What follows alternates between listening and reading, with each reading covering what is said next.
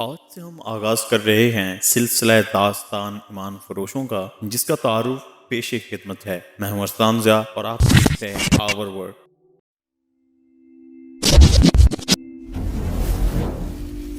ایسے قارئین کی تعداد کم نہیں جنہیں یہ مسئلہ پریشان کیے ہوئے ہے کہ ہمارے ہاں غلیظ کہانیوں کے سوا رہ ہی کیا گیا ہے۔ اگر کچھ ہے تو وہ افسانے ہیں، ان میں بھی عشق بازی، فرار اور افسردگی ہوتی ہے جو نوجوان ذہن کے لیے صحت مند نہیں۔ بتائیے ہم کیا پڑھیں اور بچوں کو کیا پڑھائیں؟ قاری کمسن ہو، جوان ہو یا بوڑھا، وہ ایسی کہانیاں پسند کرتا ہے جن میں کچھ تفریحی مواد ہو، سنسنی اور سسپنس ہو، ان میں ذرا سی ہنگامہ آرائی بھی ہو اور جو جذبات میں ہلچل پا کرتے۔ یہ دراصل انسانی فطرت کا مطالبہ ہے جسے آسانی سے مسترد نہیں کیا جا سکتا۔ قارئین کی اسی کمزوری کو اسلام دشمن عناصر نے اپنے مقاصد کے لیے استعمال کیا ہے، اور پاکستان کی زرپرست ناشر اور ادیب اسی سے پیسہ کما رہے ہیں۔ یہیں سے فحش، عریاں، مار دھاڑ اور جرائم سے بھرپور حد یہ کہ دشمن کے غیر اسلامی نظریات کے حامل کہانیوں نے جنم لیا اور حیران کن حد تک فروغ اور مقبولیت حاصل کی۔ اس میں کسی شک کی گنجائش نہیں رہی کہ ہندو اور یہود نے ہماری نوجوان نسل کی کردار کشی کے لیے ان اخلاق سوز کہانیوں کو ذریعہ بنایا ہے۔ ہم داستان ایمان فروشوں کے مصنف محترم التمش کے ممنون ہیں جنہوں نے حکایت صلاح الدین ایوبی کے دور کی کہانیوں کا سلسلہ شروع کیا۔ ہم ان کی پہلی 8 کہانیاں پیش کر رہے ہیں۔ ان میں آپ کو وہ تمام لوازمات ملیں گے جو آپ کے اور نوجوان نسل کے مطالبے کی تسکین کریں گے، ساتھ ہی ساتھ اس قومی جذبے کو بھی زندہ و بیدار کریں گے جسے ہمارا دشمن پرلذت کہانیوں کے ذریعے ختم کرنے کی کوششوں میں مصروف ہے۔ ان 8 کہانیوں کے متعلق کچھ مختصراً کچھ عرض کر دینا ضروری ہے۔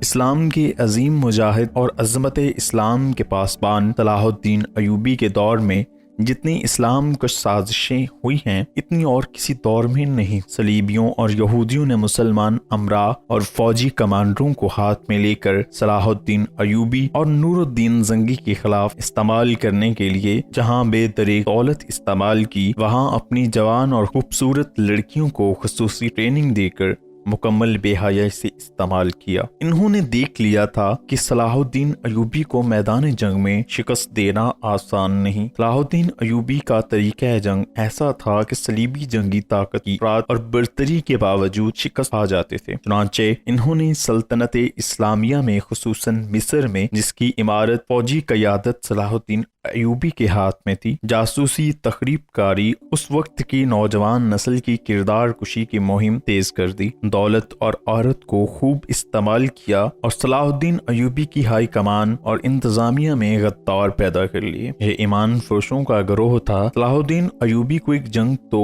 میدان میں لڑنا پڑی اور یہ بڑے بڑے مارکوں کا سلسلہ تھا جو صلیبی جنگوں کے نام سے ہم تک پہنچا، مگر اس جنگ کی کوئی تفصیل ہم تک نہیں پہنچی جو صلاح الدین ایوبی نے صلیبی جاسوسوں، جن میں حسین لڑکیاں تھیں اور حسن بن صباح کے پیشہ ور قاتل بھی شامل تھے، کے خلاف لڑی۔ ان قاتلوں کو فدائی بھی کہا جاتا تھا اور حشیشین بھی۔ انہوں نے صلاح الدین ایوبی پر 4 قاتلانہ حملے کیے۔ اللہ کا یہ مجاہد ڈرامائی طریقے سے اور اپنے زور بازو سے ہر بار بچ گیا۔ اس زمین دوز صلیبی جنگ نے ان کہانیوں کو جنم دیا جن میں سے 8 پیش کی جا رہی ہیں۔ تاریخ کی یہ حقیقی داستانیں تفصیلات کی طوالت کی وجہ سے باقاعدہ تاریخ میں نہ آ سکی، اور اس لیے بھی کہ مورخوں کی نظر زمین کے نیچے اور پردوں کے پیچھے نہیں جایا کرتی۔ ایسی کہانیاں متعلقہ دور کی وقائع نگاروں تحریروں میں محفوظ ہیں یا عینی شاہد بیان کرتے ہیں، اور یہ سینہ بسینہ نسل بعد نسل سنی سنائی جاتی اور زندہ رہتی ہیں۔ محترم التمش تلاشی روزگار کے لیے مشرق وسطی گئے تھے۔ روزگار ملا تو ان کے اندر تاریخ کا جنون پیدا ہو گیا۔